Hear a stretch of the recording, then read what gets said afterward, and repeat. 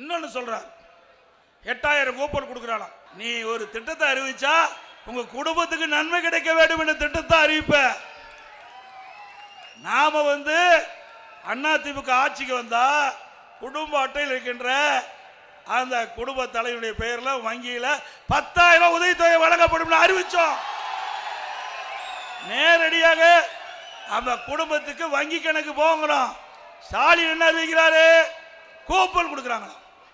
அந்த கூப்பன் யார் கொடுப்பா? திமுக காரன் கொடுப்பான். திமுக காரன் கமிஷன் வாங்கினா அந்த கமிஷன் ஒரு பகுதி ஸ்டாலின் குடும்பத்துக்கு போகும். ஆக ஒரு திட்டத்தை அறிவித்தால் கூட தன் குடும்பத்திற்கு வருமானம் கிடைக்கும் என்ற அடிப்படையில் தான் திட்டத்தை அறிவிக்கின்ற தலைவர் திரு ஸ்டாலின் என்பதை நாட்டு மக்கள் அறிவார்கள். உண்மைதானே?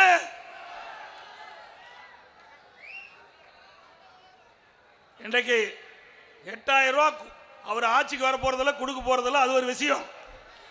8000 ரூபாய் கூப்பன் இல்லத்தரசி ஓட்டு வாங்குறதுக்கு ஸ்டாலின் போடுகின்ற சூழ்ச்சி. இந்த தேர்தலில் திமுக வீழ்ச்சி தானே?